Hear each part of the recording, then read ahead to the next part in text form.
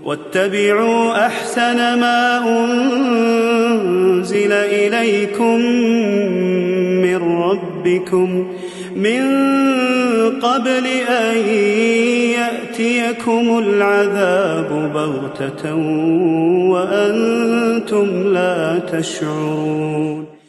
Bismillahirrahmanirrahim. Assalamualaikum warahmatullahi wabarakatuh. Alhamdulillah hamdan katsiran tayyiban mubarakan fih wa mubarakan alaihi kama yuhibbu rabbuna wa yarda. Wa ashhadu an la ilaha illallah wahdahu la syarikalah iqraran bihi wa tauhida.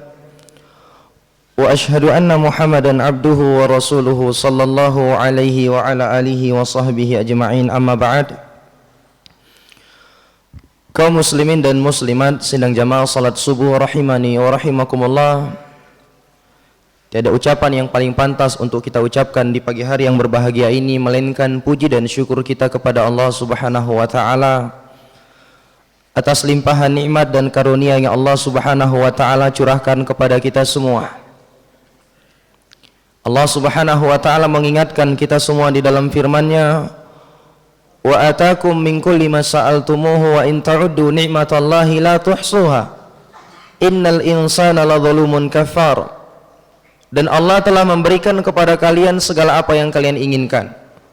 Andai kata kalian ingin menghitung nikmat-nikmat Allah, niscaya kalian tidak akan pernah sanggup untuk menghitungnya. Sesungguhnya manusia itu pelaku kezaliman dan kekufuran. Kemudian salawat teriring salam tidak lupanya kita sanjung sajikan kepada junjungan kita Nabi besar Muhammad ibni Abdillah salawatullahi wa salamuhu alaihi, kepada keluarga beliau, para sahabat beliau, dan orang-orang yang berpegang teguh dengan syariat beliau hingga akhir zaman. Jamaah yang dimuliakan Allah, alhamdulillah, di pagi hari yang berbahagia ini Allah Subhanahu wa taala memberikan kepada kita semua kemudahan untuk melakukan ibadah salat subuh secara berjamaah, yang merupakan ini adalah ciri seorang mukmin sejati. Baginda Rasulullah sallallahu alaihi wasallam bersabda, "Inna athqala salatin 'alal munafiqina salatul isya'i wa salatul fajri. Walau ya'lamuna ma fihi ma la atauhuma walau habwa."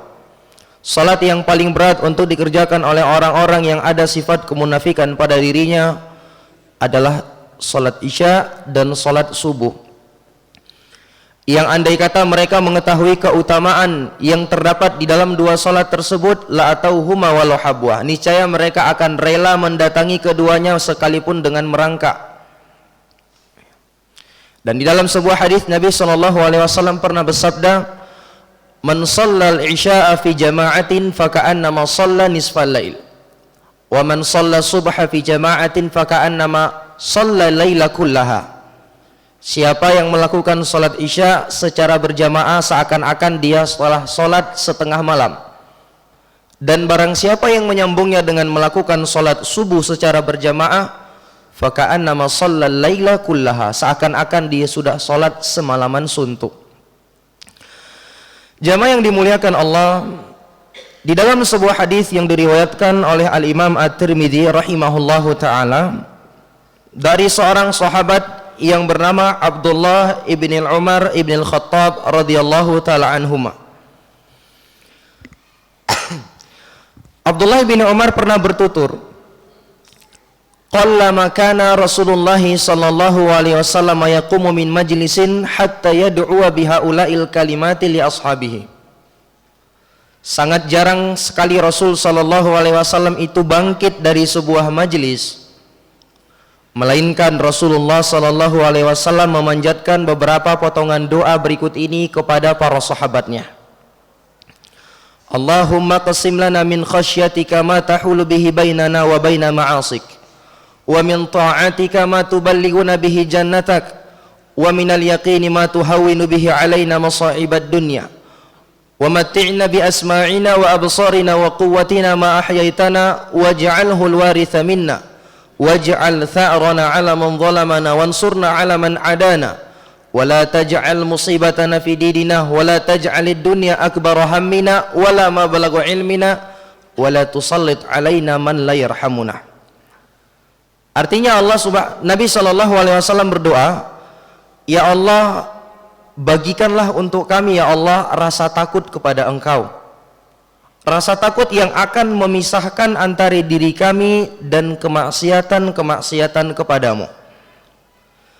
Bagikanlah kepada kami ya Allah ketaatan kepada Engkau yang akan bisa menghantarkan kami ke dalam syurgamu, dan bagikanlah kepada kami ya Allah keyakinan yang akan membuat setiap musibah-musibah dunia yang menimpa kami itu terasa ringan. Ya Allah, jadikanlah kami bersenang-senang dengan pendengaran kami, dengan penglihatan kami, dan dengan kekuatan kami ma ahyaitana, sepanjang Engkau menghidupkan kami ya Allah. Waj'alhul waritha minna, dan jadikanlah dia itu sebagai pewaris kami ya Allah, hal yang akan selalu menyertai kami hingga kami wafat. Waj'al tha'rana 'ala man zalamana, jadikanlah pertolongan kami itu ya Allah atas orang-orang yang menzalimi kami, dan berikanlah pertolongan kepada kami atas siapa saja yang memusuhi kami, dan janganlah Engkau jadikan musibah yang menimpa kami itu terkait dengan agama kami, dan janganlah Engkau jadikan kehidupan dunia adalah puncak dari ilmu pengetahuan yang kami miliki dan menjadi cita-cita terbesar kami di dalam kehidupan ini, dan jangan pula Engkau jadikan ya Allah orang-orang yang tidak merahmati kami itu berkuasa atas kami. Jemaah yang dimuliakan Allah, ini adalah beberapa kalimat dari doa yang sering sekali diucapkan oleh baginda Nabi kita sallallahu alaihi wasallam ketika beliau berada di dalam sebuah majelis. Jadi disebutkan oleh Abdullah bin Umar, dari kebiasaan Nabi alaihi salatu wasallam apabila berada di dalam sebuah majelis, ketika beliau ingin mengakhiri majelis tersebut, beliau menutup dengan doa yang mulia ini. Qallama kana Rasulullah sallallahu alaihi wasallam yaqumu min majlisin. Sangat jarang sekali Rasul sallallahu alaihi wasallam itu bangkit dari sebuah majelis. Maka di sini diambil faedah, kata para ulama, ini diantara doa yang dianjurkan untuk selalu ataukah sering kita baca di akhir majelis. Seseorang yang berada di dalam sebuah majelis, ketika dia ingin mengakhirinya, maka dianjurkan dia untuk membaca doa ini. Dan di sini juga terdapat pelajaran jamaah yang dimuliakan Allah. Sebuah dasar yang sangat penting, di mana orang-orang yang memiliki ilmu, di antara ciri-ciri mereka adalah orang yang menginginkan kebaikan kepada siapa saja yang mengambil ilmu darinya. Oleh karena itu sangat wajar sekali di akhir sebuah majelis dia doakan kepada orang-orang yang hadir, orang-orang yang mengambil ilmu darinya. Dan ini yang kita lihat kebiasaan yang berjalan di tengah para ulama kita dari masa dahulu hingga saat ini. Kerap sekali mereka memberikan doa di akhir majelis mereka, di awal majelis mereka, mereka selalu mendoakan orang yang hadir di majelis tersebut. Kemudian juga di dalam hadis ini terdapat pelajaran bagaimana Rasul alaihi salatu wasallam mendidik para sahabat. Rasul alaihi salatu wasallam ajarkan kepada mereka doa-doa yang mereka panjatkan kepada Allah, agar supaya hati mereka itu selalu tergantung hanya kepada Allah subhanahu wa ta'ala. Sebab seorang hamba yang benar-benar baik ibadahnya kepada Allah adalah hamba yang hatinya selalu bergantung hanya kepada Allah subhanahu wa ta'ala. Dan tentunya jamaah yang dimuliakan Allah, ini akan dapat direalisasikan oleh seorang hamba tatkala dia melakukan sebab-sebab yang akan membuat ketergantungan hatinya tersebut hanya kepada Allah, dengan dia mempelajari tauhid dan dilakukan dengan siraman-siraman doa. Baik, di dalam hadis ini di potongan yang pertama Rasul sallallahu alaihi wasallam mengatakan, Allahumma qasim lana min khasyatik ma tahulu bihi bainana wa baina ma'asik. Ya Allah, bagikanlah untuk kami ya Allah rasa takut kepada Engkau. Maksudnya berikanlah kepada kami, tanamkan di dalam hati kami rasa takut kepada Engkau. Ma tahulu bihi bainana wa baina ma'asik. Rasa takut yang akan memisahkan antara diri kami dengan dosa-dosa kepada Engkau ya Allah. Ini yang pertama sekali diajarkan oleh Nabi alaihi salatu wasallam. Dan di sini terdapat pelajaran jamaah yang dimuliakan Allah, di mana Rasul alaihi salatu wasallam di awal sekali beliau berdoa, beliau mengatakan Allahumma. Beliau menyebutkan salah satu dari Asmaul Husna, lafdzul jalalah Allah. Sebab ini diantara etika seorang hamba ketika berdoa kepada Allah, maka dia menggunakan nama-nama Allah Subhanahu wa ta'ala. Walillahil asmaul husna fad'uhu biha. Dan hanya milik Allah lah nama-nama yang maha indah, maka berdoalah kalian dengan menggunakan nama-nama tersebut.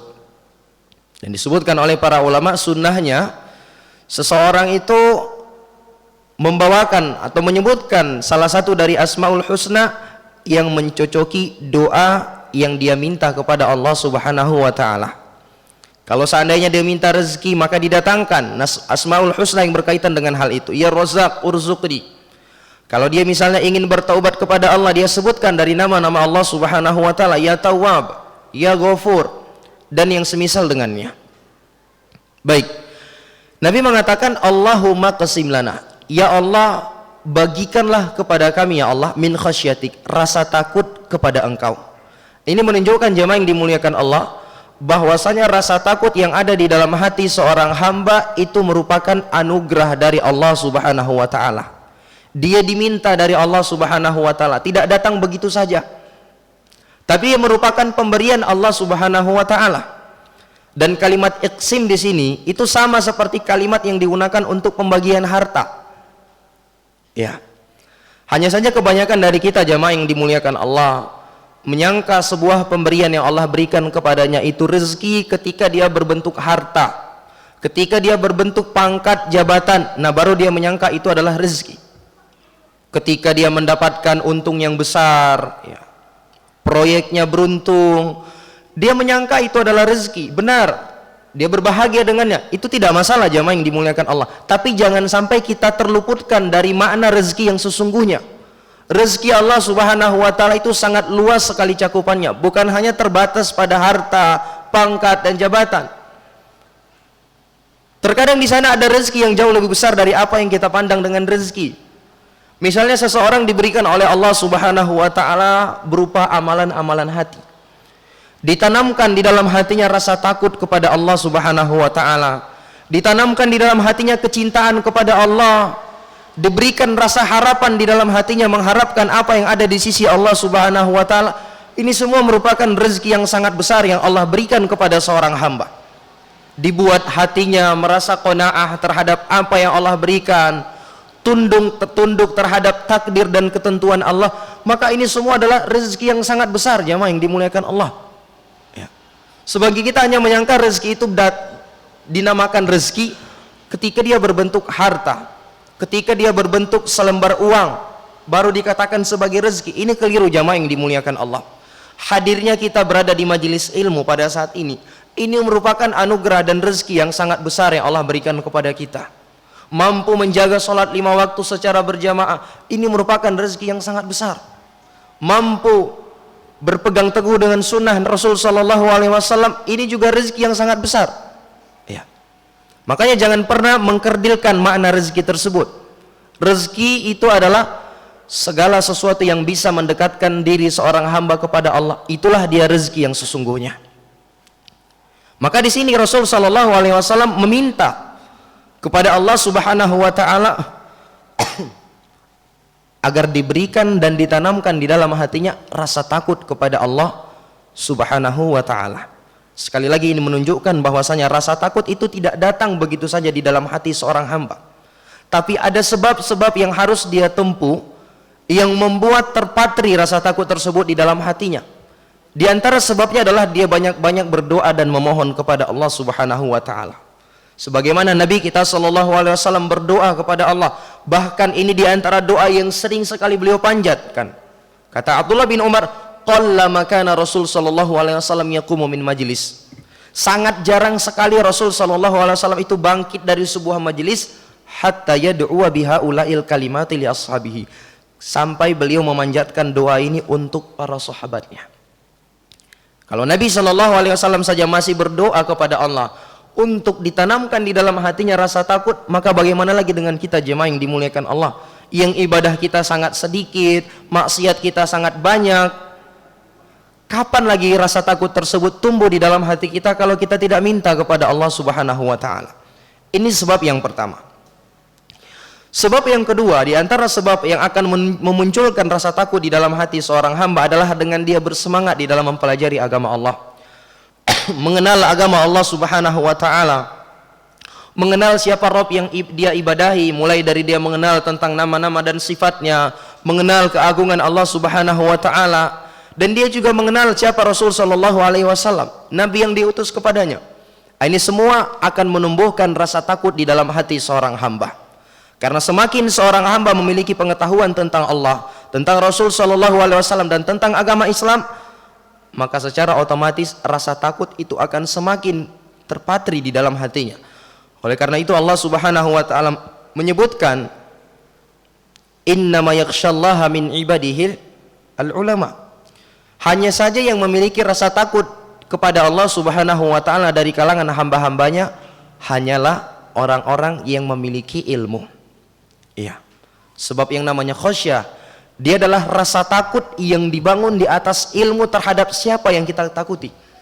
Makanya takut seseorang kepada singa itu tidak dikatakan khasyah, tapi itu hanya dikatakan dengan khauf, rasa takut yang terkadang sifatnya tabiat. Beda dengan khasyah, jamaah yang dimuliakan Allah. Dia adalah rasa takut yang paling tinggi yang dibangun di atas ilmu terhadap siapa yang kita takuti. Jadi seseorang takut kepada seseorang dengan takut yang tingkatannya khasyah, itu dia takut setelah dia mengetahui betapa besarnya dan kedudukan orang yang dia takuti tersebut. Ini yang namanya khasyah.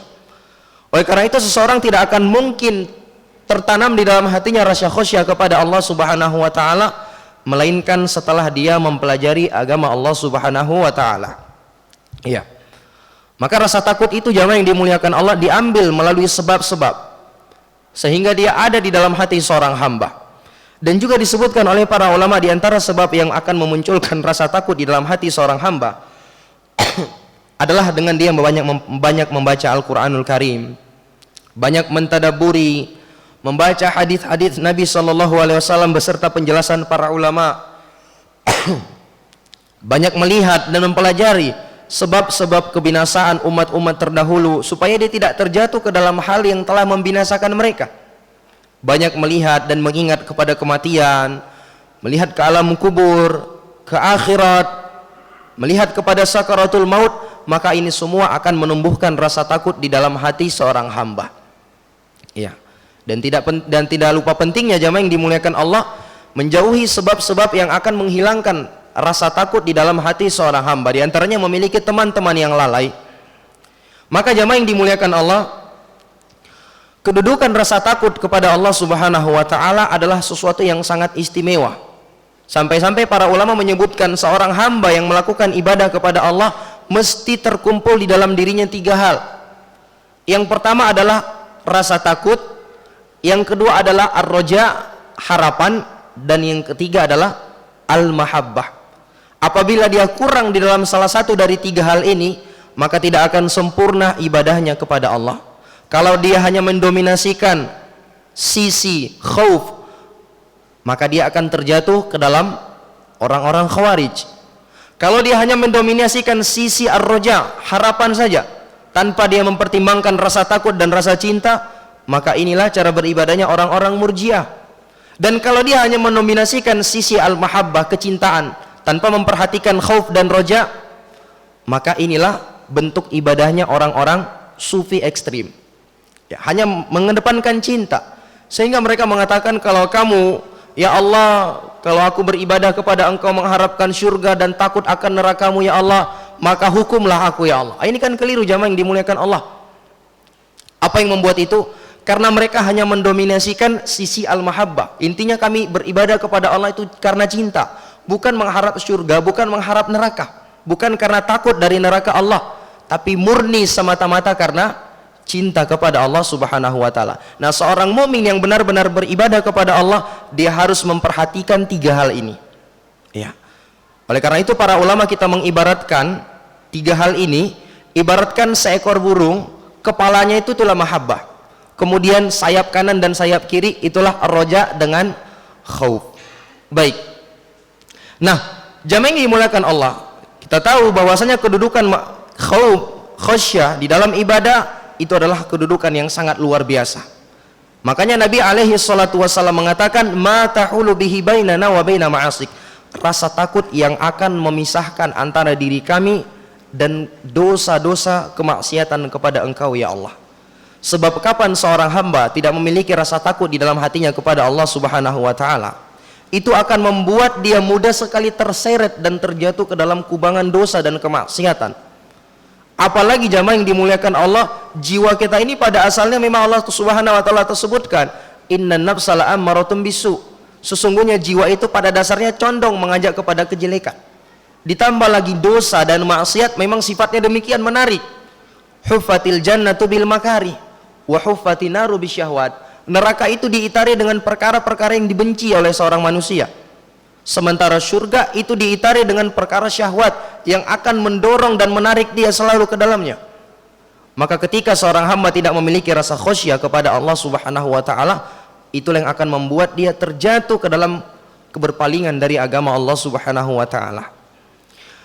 Kemudian yang kedua, doa yang dipanjatkan oleh Nabi alaihi salatu wasallam di dalam hadis ini, wa min ta'atika ma tuballighuna bihi jannatak.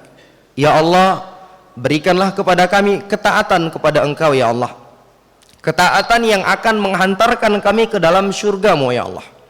Menunjukkan jamaah yang dimuliakan Allah, amalan-amalan ketaatan yang kita kerjakan itulah sebab yang akan menghantarkan kita ke dalam surga Allah Subhanahu wa taala. Karena itu siapa saja yang ingin masuk ke dalam surga Allah Subhanahu wa taala, dia mesti beramal. Siapa saja yang ingin menduduki dan menempati surga Allah Subhanahu wa taala, mesti ada dari amalan-amalan ketaatan yang dia kerjakan. Tidak boleh seseorang itu mengharapkan surga Allah Subhanahu wa taala tapi dia nggak mau beramal. Makanya Allah Subhanahu wa taala menyebutkan, wa tilkal jannatul lati uristumuha bima kuntum ta'malun. Itulah surga yang diwariskan untuk kalian bima kuntum ta'malun, disebabkan amalan yang kalian kerjakan. Jadi siapa saja jamaah yang dimuliakan Allah ingin dimasukkan oleh Allah ke dalam surga, dia perlu melakukan amalan-amalan ketaatan kepada Allah Subhanahu wa taala. Ya.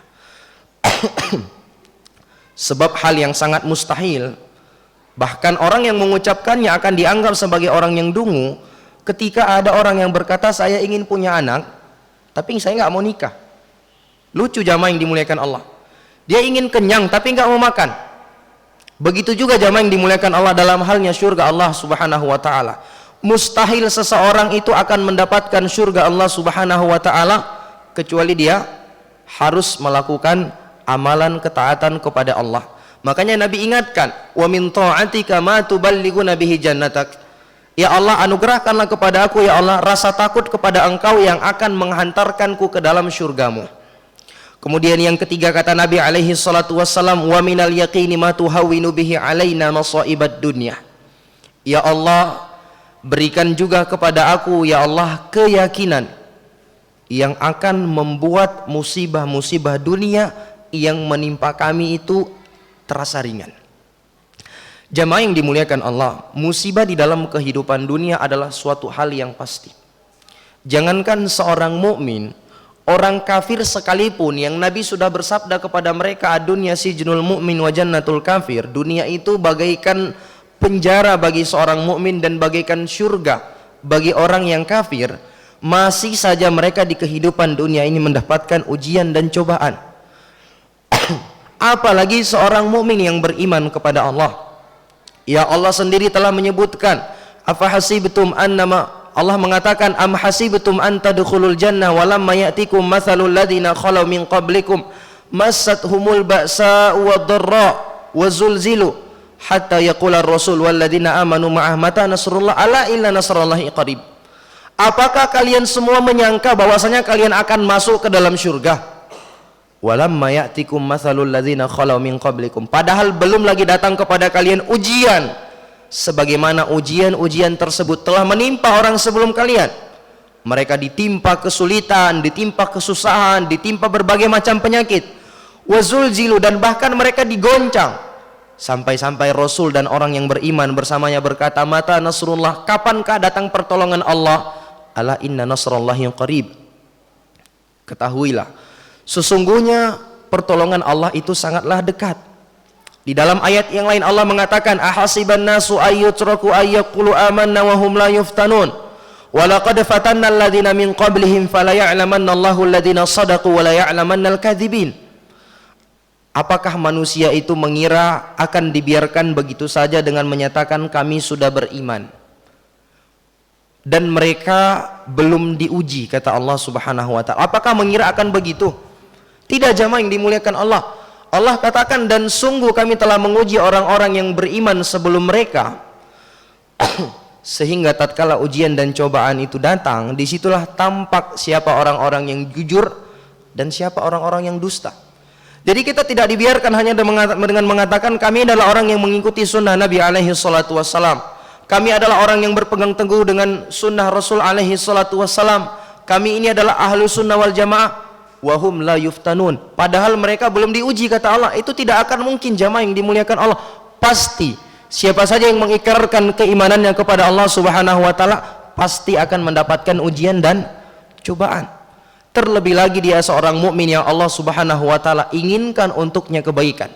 Rasul alaihi salatu wasallam bersabda, man yuridillahu bihi khairan yusib minhu.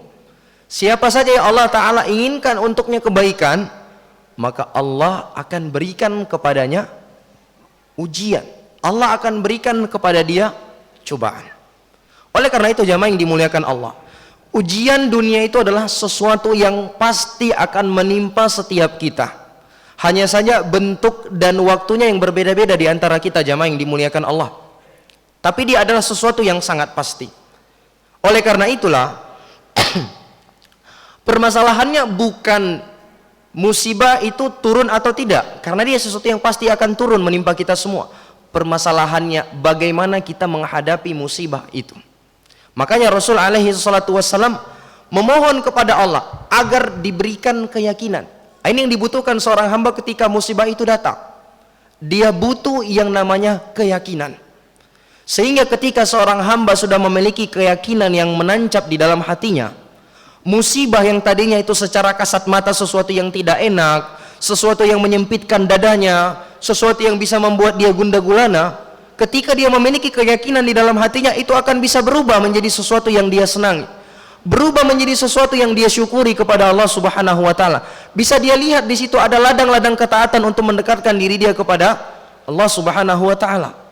Oleh karena itu baginda Nabi kita sallallahu alaihi wasallam menyebutkan di antara kebiasaan para nabi dan para rasul, kanu yafrahuna bil bala'i kama tafrahuna bir rakha.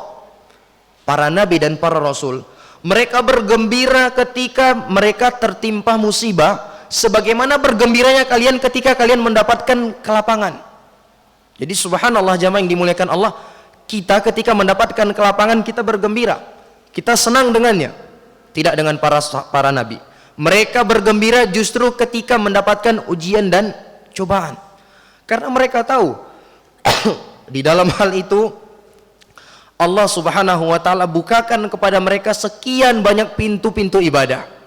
Ketika seorang hamba tertimpa musibah, dia tahu itu adalah hal yang akan menggugurkan dosanya, itu adalah hal yang akan membuat dia kembali kepada Allah, itulah hal yang akan menghilangkan sifat angkuh di dalam jiwanya. Yang tadinya dia sudah mulai angkuh, merasa hebat, merasa sehat, dirinya kuat, ketika Allah berikan kepada dia penyakit, dia akan sadar bahwasanya dia adalah makhluk yang sangat lemah di sisi Allah. Dia adalah makhluk Allah Subhanahu wa taala yang Allah Subhanahu wa taala sangat mampu mencabut segala apa yang Allah inginkan darinya. Maka ketika musibah tersebut datang, dia introspeksi diri. Dia ingat bahwasanya ini semua disebabkan dosa-dosa dan kemaksiatanku. Dia berbaik sangka kepada Allah Subhanahu wa taala. Kapan itu, jamaah yang dimuliakan Allah? Ketika dia memiliki keyakinan di dalam hatinya. Ya, makanya ini diantara doa yang sangat agung yang selalu kita mohon kepada Allah Subhanahu wa taala agar Allah tanamkan di dalam hati kita keyakinan. Yang mana ketika keyakinan tersebut sudah tertancap di dalam hati kita, musibah-musibah dunia itu akan terasa enteng, jamaah yang dimuliakan Allah. Iya, terasa enteng. Sampai-sampai disebutkan, jamaah yang dimuliakan Allah, dari biografi seorang tabi'in yang bernama Abdullah bin Jarmi yang dikenal dengan Abu Qilabah. Beliau ini di akhir hayatnya orang yang sangat banyak sekali tertimpa musibah. Disebutkan tangannya sudah nggak ada lagi, kakinya juga demikian, dan beliau sudah buta. tapi beliau selalu memuji Allah Subhanahu wa taala. Dan disebutkan juga beliau ini memiliki seorang anak yang biasa merawat beliau. Pernah suatu ketika ada seorang lelaki lewat dari rumahnya Abu Qilabah. Disebutkan Abu Qilabah ini selalu memuji Allah, bersyukur kepada Allah, sampai-sampai membuat orang yang sedang lewat itu heran dan bertanya kepada Abu Qilabah rahimahullahu ta'ala, wahai Pak Tua, kira-kira apa yang membuat kamu bersyukur kepada Allah? Lihatlah kondisimu, kamu saja sudah cukup mengenaskan, nggak punya kaki, nggak punya tangan, dan juga sudah buta. Apa kata Abu Qilabah? Walhamdulillah, Allah Subhanahu wa ta'ala masih memberikan kepada saya lisan yang dengannya saya bisa berzikir kepada Allah Subhanahu wa ta'ala. Singkat cerita, akhirnya Abu Qilabah minta tolong kepada orang tersebut. Saya biasanya memiliki seorang anak yang merawat saya, tapi beberapa hari ini anak saya itu tidak terlihat lagi. Tolong carikan anak saya. Dikasih tahu ciri-cirinya demikian dan demikian. Akhirnya orang tersebut mencari ke sekitar rumah Abu Qilabah, dan subhanallah, ternyata anak beliau, jamaah yang dimuliakan Allah, sudah mati diterkam binatang buas. Lagi-lagi membuat orang tersebut heran dan bingung. Ini kayak mana cara menyampaikan kepada Abu Qilabah? Kondisinya saja sudah cukup mengenaskan. Apalagi nanti saya berikan kabar buruk tentang anaknya yang sudah mati dimakan oleh binatang buas. Tapi mau tidak mau ini adalah amanah, harus saya sampaikan. Akhirnya mau tidak mau orang tersebut pun menyampaikan kepada Abu Qilabah. Ternyata jamaah yang dimuliakan Allah, setelah mendengar anaknya tewas diterkam binatang buas, setelah beliau mengucapkan kalimat istirja, apa yang beliau katakan? Alhamdulillah, ternyata anak saya bukan lari meninggalkan saya, tidak mau lagi berbakti kepada saya, namun karena beliau telah wafat. Subhanallah. Apa yang membuat bisa demikian jamaah yang dimuliakan Allah? Dalam kondisi yang cukup mengenaskan, demi tetap beliau bersyukur kepada Allah karena sudah ada keyakinan tertancap di dalam hatinya. Dan ini yang harus selalu kita minta kepada Allah Subhanahu wa ta'ala. Ya. Baik, kemudian berikutnya Nabi mengatakan, wa matti'na bi asma'ina wa absarina wa quwwatina ma ahyaitana. Ya Allah, buatlah kami ini bersenang-senang dengan penglihatan kami, dengan pendengaran kami, dan dengan kekuatan kami sepanjang Engkau masih menghidupkan kami, ya Allah. Artinya di sini Rasul alaihi salatu wasallam memohon kepada Allah al-afiyah, memohon kesehatan. Sebab tiga hal ini adalah nikmat yang sangat luar biasa ya Allah berikan kepada seorang hamba. Penglihatan dan pendengaran. Dengan kedua hal ini jamaah yang dimuliakan Allah, dia bisa merasakan lezatnya dunia. Coba jamaah yang dimuliakan Allah, andai kata kita tidak mendapatkan, tidak diberikan oleh Allah penglihatan, wal iyadu billah, apa yang terjadi jamaah yang dimuliakan Allah? Indahnya wajah istri kita tidak bisa terlihat, imutnya wajah anak kita juga nggak bisa kita lihat jamaah yang dimuliakan Allah. Apapun nggak bisa kita lihat. Makanya ketika Allah berikan tiga hal ini kepada kita, sadarilah ini adalah nikmat yang sangat besar yang kita dianjurkan untuk selalu menjaganya. Kita berdoa kepada Allah agar Allah selalu berikan kesehatan kepada kita di tiga hal ini. Ya. Waj'alhul waritha minna, dan jadikanlah dia itu pewaris kami ya Allah. Maksudnya kata para ulama, jadikan dia itu sesuatu yang menyertai kami hingga kami wafat. Dibahasakan sebagai warisan, seakan-akan ketika mereka wafat itulah yang mewarisinya. Artinya dia menemani mereka, tiga hal tersebut menemaninya sampai dia wafat. Ya.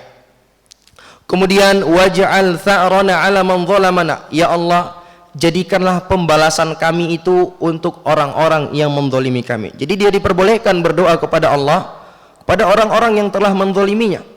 Hanya saja jamaah yang dimuliakan Allah, disebutkan oleh para ulama, seseorang yang mendoakan keburukan kepada orang yang telah menzaliminya, dia mesti tahu batasan dan kadarnya. Tidak boleh dia melampaui batas. Karena Allah Subhanahu wa taala menyebutkan di dalam Al-Qur'anul Karim, la yuhibbullahu al-jahra bis-su' minal qawli illa man zulim. Allah tidak menyukai terang-terangan berdoa kejelekan kecuali sebatas orang yang terzalimi. Jadi di sini dalilnya, boleh ketika seseorang itu terzalimi, dia berdoa kepada Allah agar diberikan balasan yang setimpal kepada orang yang menzaliminya, atau agar dia dijauhkan dari orang yang menzaliminya tersebut. Ini adalah hal yang diperbolehkan. Hanya saja dia hendaknya tidak melampaui batas di dalam hal tersebut. Jangan melampaui batas. Yang mendolimi bapaknya saja didoakan sekeluarga sampai 7 turunan lagi. Ini namanya kita sudah mendoliminya dengan kedoliman yang lebih dari apa yang kita dapatkan. Tapi kita hanya diperkenankan dan diperbolehkan untuk mendoakan sebatas dari kedoliman yang kita dapatkan. Dan di sini juga jamaah yang dimuliakan Allah, terdapat pelajaran dan peringatan sekaligus kepada kita semua untuk berhati-hati dari doa orang yang terdolimi. Kita tidak tahu jamaah yang dimuliakan Allah, orang yang kita dolimi itu tidak mampu membalas kita secara fisik, secara hukum di dunia. Tapi siapa yang mampu menahan dia untuk mengangkat tangannya di sepertiga malam berdoa kepada Allah keburukan untuk kita semua. Padahal Rasul alaihi salatu wassalam ketika mengutus Mu'adz bin Jabal ke negeri Yaman, yang pada saat itu notabene-nya adalah ahlul kitab. Mayoritas orang yang berada di Yaman pada saat itu adalah ahlul kitab. Apa kata Nabi alaihi salatu wasallam? Wattaqi da'watal madhlum fa innahu laisa bainahu wa bainallahi hijab. Takutlah engkau kepada doa orang yang terdolimi, karena orang yang terdolimi doanya tersebut tidak ada penghalang, tidak ada pembatas antara dia dengan Allah subhanahu wa ta'ala. Artinya doanya pasti akan dikabulkan oleh Allah subhanahu wa ta'ala. Nah, kalau ke orang kafir saja Nabi alaihi salatu wassalam ingatkan kita untuk berhati-hati dengan doa mereka kalau terdolimi. Bagaimana lagi seorang mukmin yang beribadah kepada Allah, seorang mukmin yang bertauhid kepada Allah subhanahu wa ta'ala, kita mendoliminya. Tidakkah kita takut jamaah yang dimuliakan Allah dosanya? Tidakkah kita takut terhadap doanya kalau dia memanjatkan doa keburukan kepada kita semua? Iya. Hanya saja jamaah yang dimuliakan Allah, ketika seorang hamba itu diperbolehkan untuk mendoakan kejelekan kepada orang yang mendoliminya, dia mesti ingat juga bahwasanya sikap dia yang terbaik adalah memberikan rasa maaf. Sebagaimana Allah subhanahu wa ta'ala telah firmankan, wa jaza'u sayyi'atin sayyi'atun mithluha faman afa wa aslaha fa ajruhu 'ala Allah innahu la yuhibbudz zalimin. Balasan suatu keburukan adalah keburukan yang semisalnya. Tapi siapa saja yang memaafkan dan berbuat baik, maka Allah yang akan menanggung pahalanya. Innahu la yuhibbudz zalimin. Allah tidak menyukai orang-orang yang berbuat zalim. Kemudian potongan doa berikutnya, Nabi mengatakan, wansurna ala man adana. Ya Allah, tolonglah kami terhadap siapa saja yang memusuhi kami. Dia meminta pertolongan kepada Allah subhanahu wa ta'ala agar supaya diberikan pertolongan terhadap musuh-musuhnya. Dan musuh kaum muslimin itu banyak jamaah yang dimuliakan Allah. Dan yang paling besarnya adalah syaitan. Inna syaitana lakum aduun fattakhiduhu aduwa. Sesungguhnya syaitan itu adalah musuh bagi kalian. Fattakhiduhu aduwa, maka jadikanlah dia sebagai musuh. Kita selalu meminta pertolongan kepada Allah untuk mengalahkan musuh yang satu ini, syaitan, yang mana dia akan selalu berusaha. Disebutkan dalam sebuah hadis, syaitan itu selalu berusaha menyertai seorang hamba di segala aktivitasnya. Segala aktivitas yang dilakukan oleh seorang hamba, syaitan akan selalu merusakkannya. Ketika dia makan, ketika minum, ketika tidur, ketika apapun itu jamaah yang dimuliakan Allah, syaitan berusaha untuk merusakkannya. Maka ini adalah musuh yang sangat nyata. Makanya Allah ingatkan, fattakhiduhu aduwa, jadikanlah dia sebagai musuh. Di antara musuh kaum muslimin juga adalah orang-orang munafik. Ya, kalau bahasa kerennya orang-orang liberal. Allah mengatakan humul aduwu fahdharhum. Mereka itu adalah musuh kalian, maka berhati-hatilah kalian dari mereka. Dan juga di antara musuh-musuh kaum muslimin adalah orang-orang kafir. Ya ayyuhalladzina amanu la tattakhidhu aduwwi wa aduwwakum awliya. Wahai orang-orang yang beriman, janganlah kalian jadikan musuhku dan musuh kalian, yaitu orang kafir, sebagai aulia, sebagai wali-wali, sebagai penolong kalian, sebagai teman dekat kalian yang kalian berloyalitas kepada mereka. Jangan. Maka di sini jamaah yang dimuliakan Allah, terdapat anjuran dari Nabi alaihi salatu wasallam untuk selalu memohon kepada Allah agar diberikan pertolongan kepada siapa saja yang memusuhi kita. Kemudian Nabi mengatakan, wala taj'al musibatana fi dinina. Ya Allah, janganlah engkau jadikan musibah yang menimpa kami itu fi dinina, terkait dalam urusan agama kami. Perhatikan jamaah yang dimuliakan Allah. Di potongan ayat sebelum, di potongan hadis sebelumnya, Nabi berdoa, wa minal yaqini ma tuhawwinu bihi alaina masaibat dunya. Ya Allah, berikanlah kepada kami keyakinan yang akan membuat musibah dunia itu terasa ringan. Nabi tidak meminta, ya Allah jangan engkau berikan kepada kami musibah dunia ya Allah. Karena Nabi tahu itu adalah sesuatu yang sangat pasti, jamaah yang dimuliakan Allah. Tapi perhatikan di sini, Nabi berdoa, wala taj'al musibatana fi dinina. Ya Allah, janganlah engkau jadikan musibah yang menimpa kami itu terkait dengan agama kami. Kenapa jamaah yang dimuliakan Allah? Sebab musibah yang paling besar itu adalah musibah yang menimpa agama seorang hamba. Sebesar apapun musibah yang dia dapatkan, tapi kalau itu masih dalam koridor dunia, masih dalam cakupan dunia, itu ringan jamaah yang dimuliakan Allah. Tapi kalau seandainya musibah tersebut terkait dengan urusan agama seorang hamba, ini adalah musibah yang sangat besar. Karena itu Nabi berdoa, ya Allah jangan sampai musibah yang menimpa kami itu terkait dengan agama kami. Tetapi nyatanya jamaah yang dimuliakan Allah, perbandingan jenis musibah ini sudah menjadi sesuatu yang terbalik di tengah manusia pada saat ini. Kalau dia tertimpa musibah dunia, misalnya rumahnya terbakar, motornya hilang, wal'iyadzubillah, dia bersedih dengannya. Dia ingat berbulan-bulan, bertahun-tahun, bahkan sudah lama sekali dia ingat tetap. Dia terus bersedih dengannya. Tapi ketika dia tertimpa dari musibah yang itu kaitannya dengan agamanya, tertinggal misalnya sholat berjamaah, dia merasa biasa saja. Tertinggal sholat berjamaah tanpa ada udzur, hanya dikarenakan urusan kantor misalnya.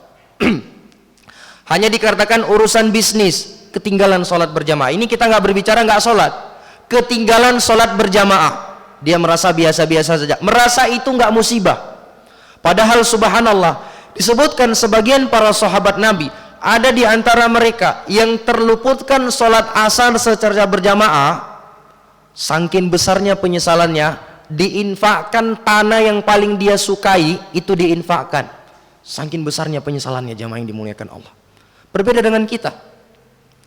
Atau dia tidak mampu untuk menghadiri pengajian, dia merasa biasa saja, dia nggak menganggap itu adalah sesuatu musibah. Kalau tokonya sudah 3 hari nggak buka, kantornya ada masalah misalnya, dia merasa itu adalah musibah yang sangat luar biasa. Waduh, udah 1 pekan ini nggak jualan, nggak ada pemasukan, nggak ada omset, subhanallah. Tapi dia udah 1 bulan nggak hadir taklim, biasa saja jamaah yang dimuliakan Allah. Ini menunjukkan perbandingan musibah tadi itu sudah terbalik pada dirinya. Dia menganggap musibah terbesar itu adalah musibah dunia, sementara musibah yang menimpa agamanya dia tidak menganggap itu adalah musibah. Makanya Nabi ingatkan, wala taj'al musibatana fi dinina. Ya Allah, jangan sampai musibah yang menimpa kami itu terkait dengan urusan agama kami ya Allah. Jamaah yang dimuliakan Allah, sebesar apapun ujian dunia yang didapatkan oleh seorang hamba, efek terbesarnya itu apa? Ya mati, kan begitu. Tapi kalau seandainya yang tertimpa musibah itu adalah agama seorang hamba, apa efeknya jamaah? Neraka. Makanya musibah yang menimpa dunia itu jauh lebih besar jamaah yang dimuliakan Allah. Ya, jangan sampai kita selalu menghindar-hindar dari musibah dunia, ternyata musibah agama kita biarkan saja tanpa kita cari solusi untuk memperbaikinya. Kemudian potongan berikutnya Nabi mengatakan, wala taj'alid dunya akbar hammina wala mablagha ilmina. Ya Allah, janganlah engkau jadikan ya Allah kehidupan dunia adalah akbar hammina, cita-cita terbesar kami, keinginan terbesar kami, wala mablagha ilmina, dan jangan pula engkau jadikan dunia itu ya Allah puncak dari ilmu pengetahuan yang kami miliki.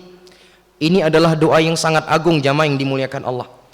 Dia berdoa kepada Allah, jangan sampai kesibukannya, kelelahannya di dunia ini itu hanya dalam nilai-nilai dunia. Cita-cita terbesarnya hanyalah dunia, ilmu pengetahuan yang dia ketahui hanyalah sebatas dunia. Jangan sampai jamaah yang dimuliakan Allah.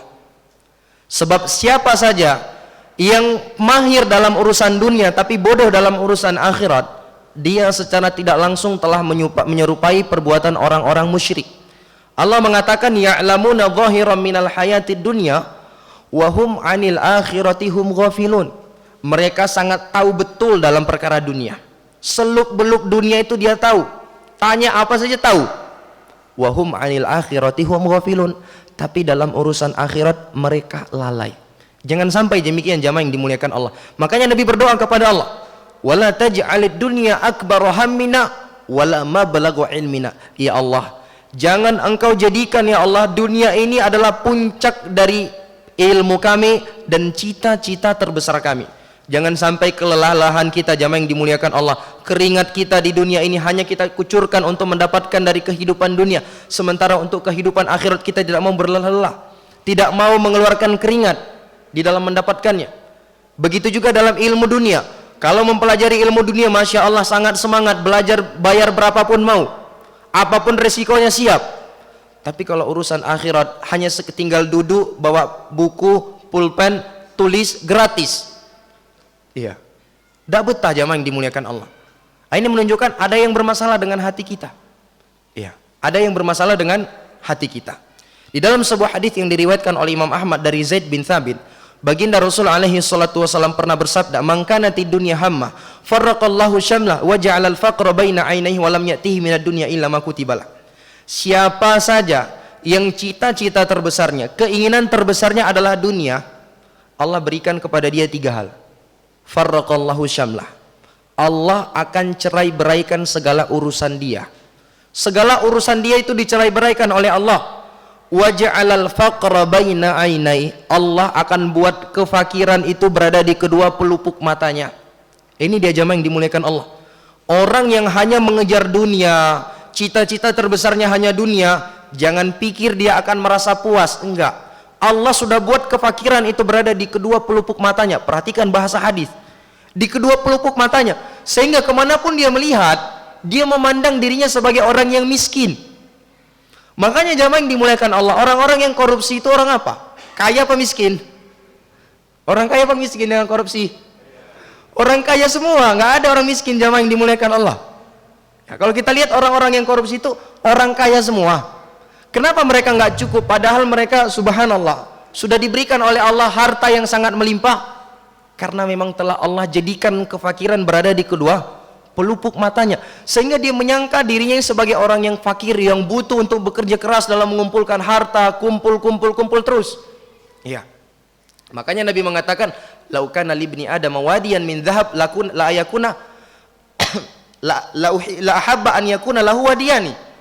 Andai kata seorang anak Adam itu memiliki 1 lembah emas, jangan pikir dia akan cukup, pasti dia akan mencari lembah yang kedua.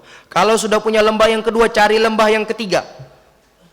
Dan Nabi mengatakan, wala yamli'u fahu illa turab, dan tidak ada yang bisa memenuhi mulutnya, membuat dia merasa cukup, illa turab, kecuali tanah. Artinya kalau dia sudah dimasukkan ke dalam kuburan, barulah di situ dia merasa cukup dengan apa yang Allah Subhanahu wa taala berikan. Makanya Nabi berdoa, jangan ya Allah jadikan dunia ini adalah cita-cita terbesar kami dan puncak dari ilmu pengetahuan yang kami miliki. Walam ya'tihi minad dunya illa ma kutibalah, dan dunia itu tidak akan datang kepada dia sebatas apa yang telah ditetapkan oleh Allah untuknya. Ini bagi mereka yang menjadikan kehidupan dunia itu adalah cita-cita terbesarnya.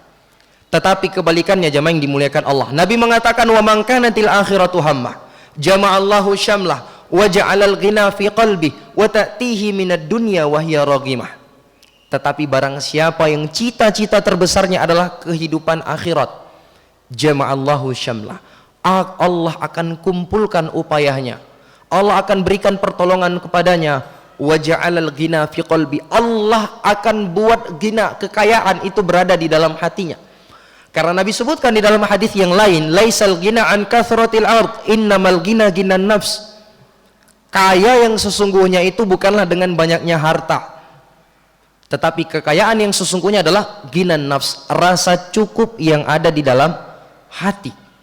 Begitulah orang yang menginginkan kehidupan akhirat, Allah akan tanamkan di dalam hatinya rasa cukup. Wa ta'tihi minad dunya wa hiya raghimah, dan dunia itu yang akan datang kepadanya wahya rogimah, dalam keadaan dunia itu menghinakan dirinya di hadapan orang tersebut. 2 orang yang berbeda jamaah yang dimuliakan Allah. Yang pertama pencari dunia, dia yang menghinakan dirinya di hadapan dunia. Yang kedua pencari akhirat, dunia itu yang menghinakan dirinya di hadapan dia. Kita tinggal pilih mana jamaah yang dimuliakan Allah. Dan tentunya ini bukan hanya sekedar dijawab dengan kata-kata, tapi butuh yang namanya pembuktian jamaah yang dimuliakan Allah. Kemudian yang terakhir Nabi mengatakan wala tusallit alaina man la yarhamuna. Ya Allah, janganlah engkau jadikan orang-orang yang tidak merahmati kami itu menguasai, yang memegang urusan kami. Jadi di sini dia berdoa kepada Allah Subhanahu wa taala, jangan sampai orang-orang yang memegang kekuasaan mereka adalah orang-orang yang tidak memiliki rahmat kepada kaum muslimin.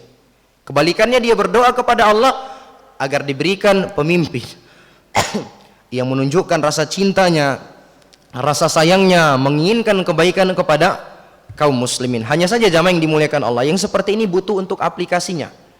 Artinya apa? Seseorang itu tidak hanya sekedar berdoa agar diberikan oleh Allah Subhanahu wa taala pemimpin yang baik, pemimpin yang taat kepada Allah, yang menjalankan syariat Allah tanpa dia melakukan perbaikan pada dirinya sendiri. Ya. Siapa saja yang menginginkan kebaikan dari pemimpinnya, maka dia juga dituntut untuk melakukan perbaikan. Karena pemimpin itu adalah cerminan dari rakyatnya. Kapan rakyat tersebut baik, maka disitulah pemimpin akan muncul, pemimpin yang baik. Dan sebaliknya jamaah yang dimuliakan Allah. Ya. Oleh karena itu Allah mengatakan, innallaha la yughayyiru ma biqaumin hatta yughayyiru ma bi anfusihim. Allah tidak akan mengubah nasib suatu kaum, suatu negara hatta yughayyiru ma bi anfusihim, sampai mereka sendiri yang mengubah diri-diri mereka. Allah tidak mengatakan Allah tidak akan merubah nasib suatu negara sampai mereka ganti presiden mereka atau sampai mereka ganti menteri-menterinya. Enggak jamaah yang dimuliakan, hatta yughayyiru ma bi anfusihim, sampai mereka sendirilah yang mengubah diri-diri mereka. Karena terjadinya kepemimpinan yang zalim itu disebabkan kedoliman kita juga jamaah yang dimuliakan Allah. Wa kadzalika nuwalli ba'dadh dhalimina ba'dha bima kanu yaksibun. Demikianlah kami jadikan sebagian orang yang zalim itu memimpin sebagian yang lainnya, kata Allah, bima kanu yaksibun, disebabkan apa yang mereka perbuat. Oleh karena itu disebutkan dalam sebuah kisah, ada seorang datang kepada sahabat yang mulia Ali bin Abi Thalib yang pada saat itu beliau menjabat sebagai khalifah. Orang tersebut bertanya, wahai Ali, kok di masa Abu Bakar dan Umar itu pemberontakan dan kekacauan itu sangat sedikit dibandingkan dengan pemerintahan engkau, wahai Ali? Apa kata Ali bin Abi Thalib? Di pemerintahan Abu Bakar dan Umar, rakyatnya itu kayak model saya. Sementara di pemerintahan saya, rakyatnya seperti model kamu. Artinya apa jamaah? Ali bin Abi Thalib ingin memberikan gambaran dan memberikan pemahaman kepada orang tersebut bahwasanya pemimpin itu adalah cerminan rakyatnya. Kapan rakyatnya baik, maka akan muncullah di situ pemimpin yang baik. Nah, di sini juga terdapat solusi dari Nabi alaihi salatu wassalam. Ketika kita menemui pemimpin yang tidak baik misalnya, yang tidak berjalan sesuai dengan syariat Allah, di antara solusi untuk mengubahnya bukan turun ke jalan melakukan demo, ya, justru mengganggu orang lain, menimbulkan kerusakan yang lebih banyak, tetapi di antara solusi yang diajarkan oleh Nabi alaihi salatu wassalam apa? Doakan mereka jamaah yang dimuliakan Allah. Wala tusallit alaina man la yarhamuna. Ya Allah, Nabi berdoa, janganlah engkau jadikan orang-orang yang tidak merahmati kami itu menguasai kami ya Allah.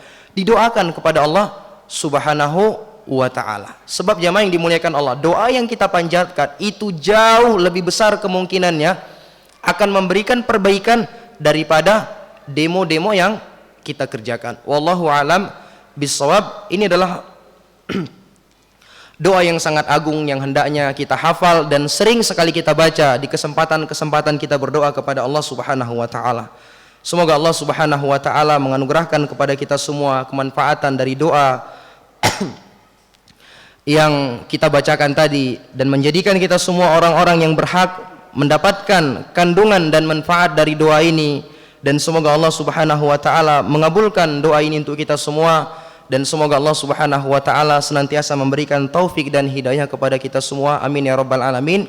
Allahumma qasim lana min khasyatika ma tahulu bihi bainana wa baina ma'asik, wa min ta'atika ma tuballighuna bihi jannatak, wa minal yaqini ma tuhawwinu bihi alaina masaibad dunya, wa matti'na bi asma'ina wa absarina wa quwwatina ma ahyaytana, waj'alhu alwaritha minna waj'al tha'rana 'ala man zalamana wansurna 'ala man adana, wa la taj'al musibatana fi dinina, wala taj'alid dunya akbar hammina wala mablagha ilmina wala tusallit alaina man la yarhamuna. Subhanakallahumma rabbana wa bihamdika asyhadu an la ilaha illa anta astaghfiruka wa atubu ilaik. Assalamualaikum warahmatullahi wabarakatuh.